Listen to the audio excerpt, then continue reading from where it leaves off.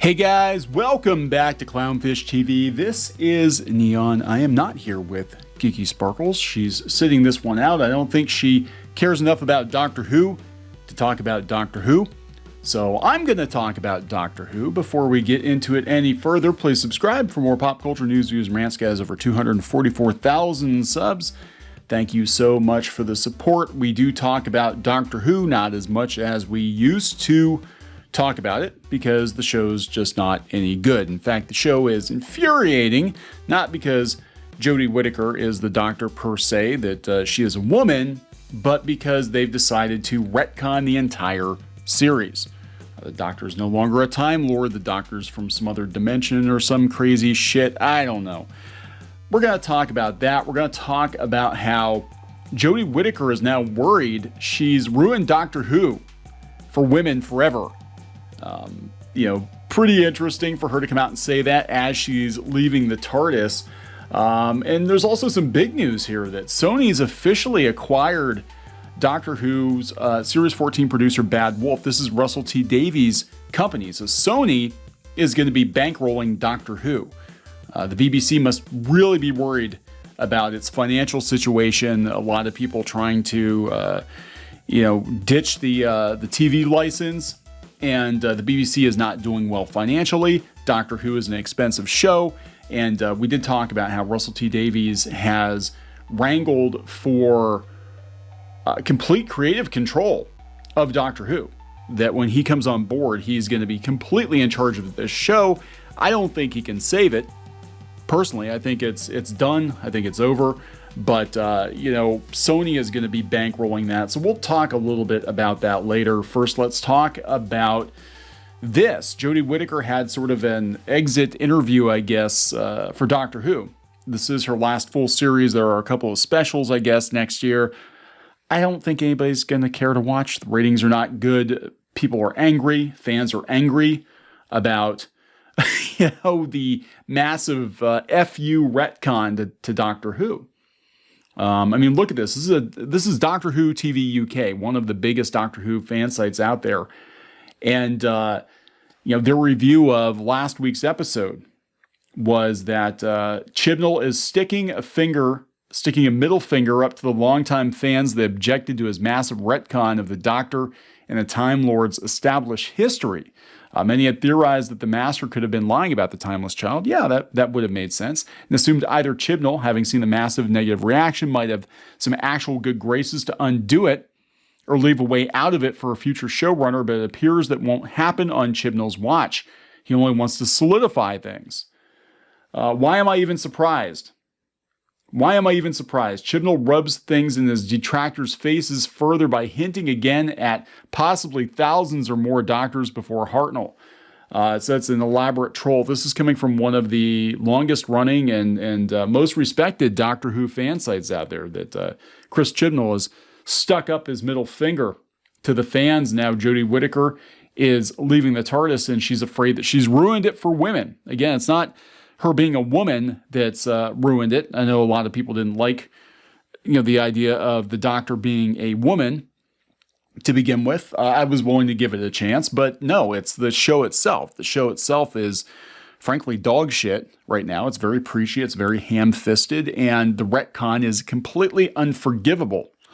But here we go. Coming from The Independent, Doctor Who, Jodie Whittaker worried she's ruined Doctor Who. Ruined the chance of another female actor playing the Doctor. The way it was described in every outlet was, can Jodie Whittaker play the part or not? Now, they got their article from The Guardian, and The Guardian had this interview up. They said it must have felt like a lot of pressure at times. She said, the most heightened point of pressure for me was at Madison Square Garden in September of 2018 at New York Comic Con. The very first episode was being shown live in front of a massive audience, and I went and sat next to my husband, and I'd absolutely gone. I just thought, there's this crowd of Whovians that are really excited and full of love and support. And I was like, what if I've pitched this so badly wrong? What if I've ruined it for actresses? Because I know full well that when lads were cast in the part, they weren't representing men, they were representing their own personal casting. The way it was described in every outlet was not, can Jodie Whittaker play the part? It was, it's a woman. I suddenly thought, have I hindered us? Have I held us back? because we filmed the first series and I'd loved it. I felt really confident all the way through. Then there's that moment where you go, oh God. I don't think the backlash to the Doctor being a woman was necessarily there in the way that some people anticipated. That actually is true.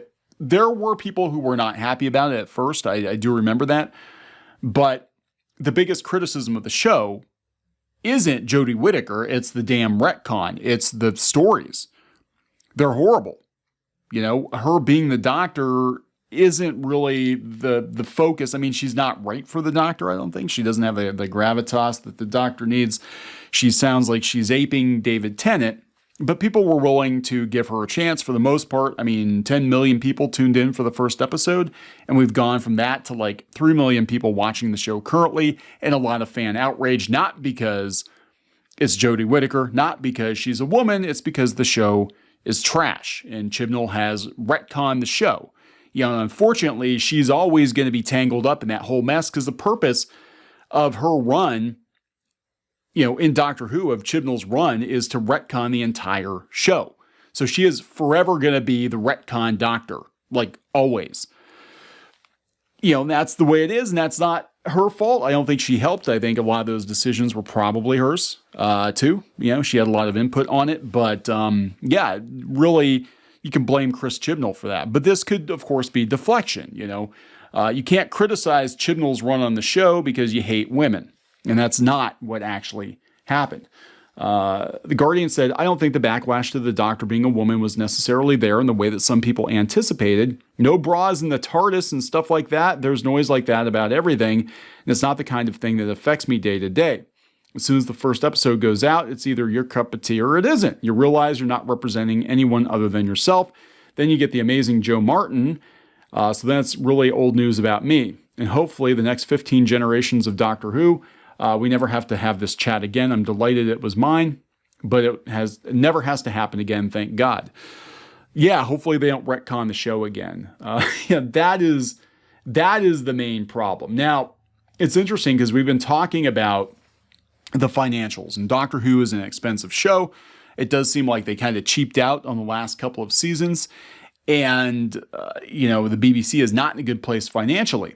So Russell T Davies gets the keys to the TARDIS.